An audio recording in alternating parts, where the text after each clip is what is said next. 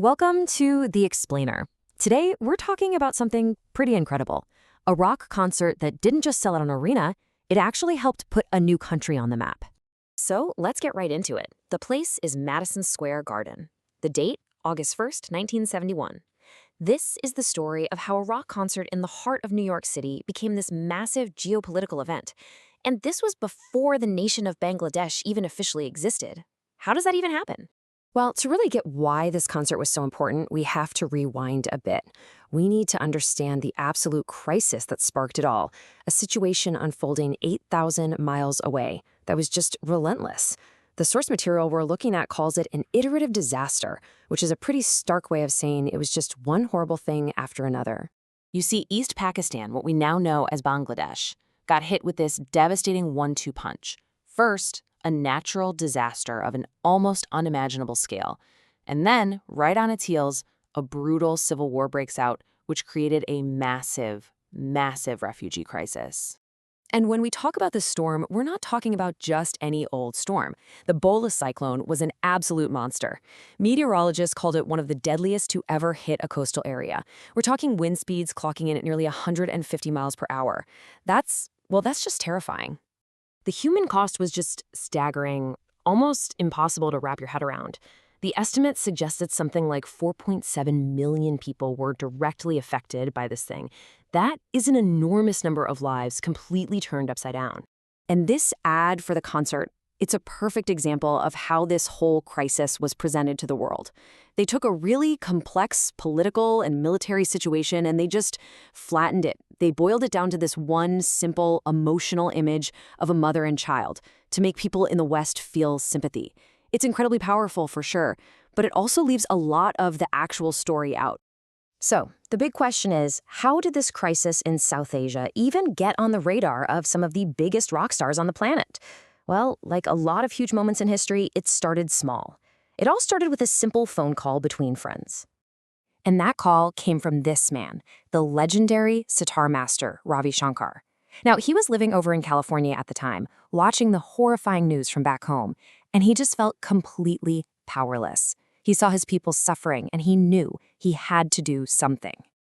So he picks up the phone and calls his good friend, former Beatle George Harrison. And that right there, that's the spark. Harrison, who honestly didn't really know much about what was going on, gets this intense crash course from Shankar, and it just completely flips a switch for him. He goes from 0 to 100, spending like 12 hours a day on the phone, rallying his friends to the cause. Now, what George Harrison started to do here was way bigger than just putting on another gig. He was, maybe without even fully realizing it, inventing a whole new way to use fame for good. He was creating the playbook, really, for every big benefit concert that would come after. And the speed at which this all came together is just mind-blowing. We're talking 6 weeks. In just 6 weeks, he got a supergroup together, Ringo Starr, Bob Dylan, Eric Clapton, you name it. It was all built on his personal connections, his celebrity soft power. Nothing like it had ever been done before. Which brings up a really interesting question, right? How do you actually turn rock and roll stardom into real, on-the-ground help for people who desperately need it? I mean, it's not as simple as it sounds. Well, this is where the source material introduces a really cool concept, global circulatory celebrity capital. Yeah, it sounds a little academic, but the idea is actually pretty simple. You take something symbolic, like fame, and you convert it into something economic, like cash for aid and global awareness. And the really key part? It all happens outside of the slow, clunky government systems. It's a direct line from the star to the cause. Okay, so the concert happens, and in so many ways, it's a huge, huge success. But because it was the first of its kind, they were basically making it up as they went along, and oh boy, did they run into some serious, really frustrating roadblocks. So you have this real contrast, On one hand, it created the blueprint for massive events like Live Aid. It raised a ton of awareness and funded life-saving therapies. But on the other hand, the money. So much of it got tangled up in tax problems with the IRS for years. It was a bureaucratic nightmare, and apparently Harrison was pretty bitter about it for a long, long time. But even with all those headaches, the concert's legacy is absolutely undeniable. That symbolic capital we were just talking about, it had this massive ripple effect. It led to the creation of the George Harrison Fund for UNICEF, which is still doing incredible work today all over the world. It was the ultimate proof that musicians could be these powerful players on the world stage, completely independent of any government. But hang on, there's another really important layer to this we need to talk about: the cultural side of things. Is this just a simple story of the rich, famous West swooping in to save the poor, suffering East? Well, the analysis we're looking at says, hold on a minute, it's a lot more complicated than that.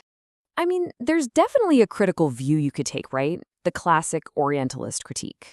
This argument basically says that the whole thing kind of reinforced stereotypes. This image of South Asia as just a place of ancient religion and starving peasants who were just waiting for a Western rock star to come and rescue them. But a more nuanced take, and the one this source material really leans into, sees Harrison and Shankar as go-betweens. I like that term.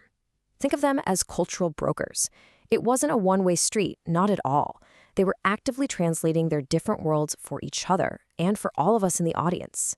And you can see how it worked. It was this amazing two-way exchange. Shankar brought the deep cultural and musical context of India to Harrison. Harrison, in turn, used his massive rock and roll platform to put that music on a global stage. And what came out of it was something brand new, a fusion of styles, all in the service of a global humanitarian cause. So, in the end, the concert for Bangladesh really was the blueprint. It was ground zero for celebrity activism as we know it today. And it leaves us with a big question, one that's maybe even more relevant now in our world of social media and instant global communication. Has all this celebrity power become a more effective force for good, or has it just become a whole lot more complicated?